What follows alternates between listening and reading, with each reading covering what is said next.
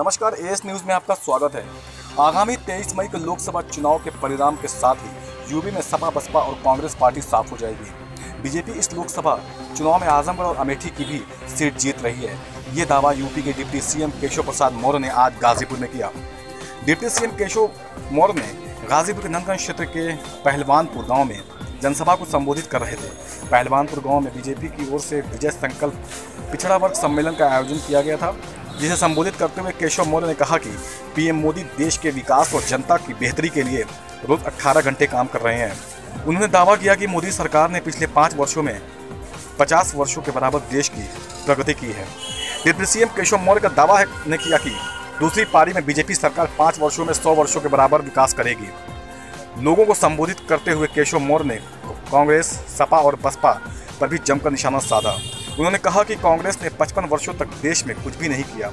साथ ही उन्होंने कहा कि देश में गरीबी खत्म करने के लिए भ्रष्टाचार पूरी तरह खत्म करना होगा, जिसे पीएम मोदी खत्म कर सकते हैं।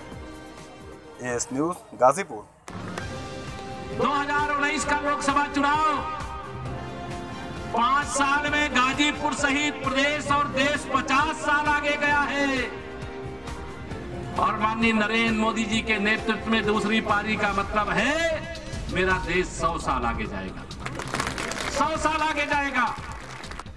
किसी से कोई भेदभाव न करते हुए जितना काम 55 महीने में मोदी जी के नेतृत्व वाली सरकार ने किया है, इतना काम कांग्रेस की 55 साल की सरकार ने नहीं किया।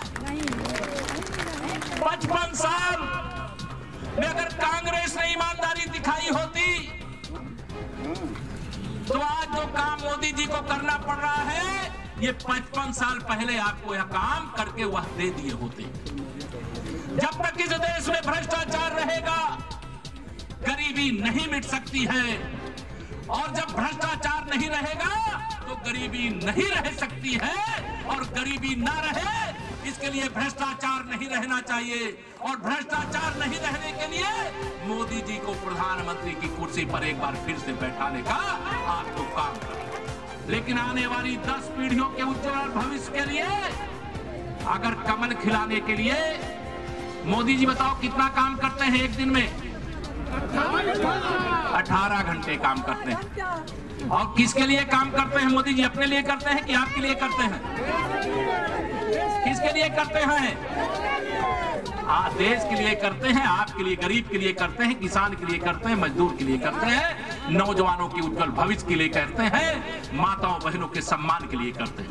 अगर मोदी जी 18 घंटे काम करते हैं कमल इस देश की जनता के लिए, तो इस देश के उत्थान के लिए, इस देश को दुनिया में सबसे आगे बढ़ाने के लिए हमें भी कुछ समय देना चाहिए कि नहीं देना चाहिए? माननीय मनोज सिन्हा जी कह रहे हैं आजमगढ़ भी आप चिंता मत करना, इस बार निरहुआ वहां से सांसद बनने वाले हैं, कोई चिंता मत करना। और पिछली बार केवल आजमगढ़ नहीं छूटी थी, अमेठी भी छूट गई थी। इस बार आजमगढ़ में भी कमल खिलेगा और अमेठी में भी कमल खिलेगा, ये मैं आपको बता रहा हूं। आज 8 सीटों का चुनाव हो रहा है। उत्तर प्रदेश के अंदर 8 सीटों का पहले चरण का मतदान हो रहा है। अब उसमें एक 0 लगाना बाकी है। 8 में एक 0 लग जाएगा तो कितना हो जाएगा? 80। 23 मई सपा बसपा कांग्रेस गई। उत्तर प्रदेश में भारतीय जनता पार्टी की, मोदी जी की आंधी नहीं सुनामी चल रही है। जनता मोदी जी के साथ खड़ी है, भाजपा के साथ खड़ी है।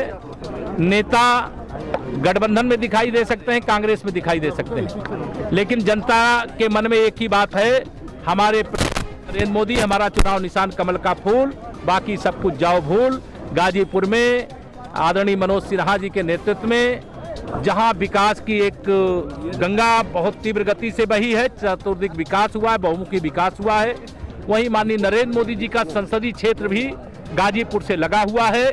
इसलिए लोगों के मन में यह भावना है कि काशी क्षेत्र की जो एक सीट पिछली बार संगठनात्मक दृष्टि से अमेठी रह गई थी और गोरखपुर की एक सीट हमारी आजमगढ़ रह गई थी, इस बार अमेठी और आजमगढ़ में कमल खिलाते हुए गाजीपुर को 2014 से बड़े अंतर से जीतेंगे। महागठबंधन का भविष्य अंधकारमय है, स्वार्थ का भविष्य है, और इस गठबंधन का कोई लक्ष्य नहीं है। जनता ने इस गठबंधन को नकार दिया। नहीं, इसको सेटबैक के तौर पर नहीं, ये चुनाव आयोग का कोई फैसला होता है तो हम उस फैसले को स्वीकार करते हैं, लेकिन इस पर कुछ कहना होगा तो हमारा लीगल सेल जो है पार्टी का, वह आयोग के सामने अपना प्रेजेंटेशन करेगा।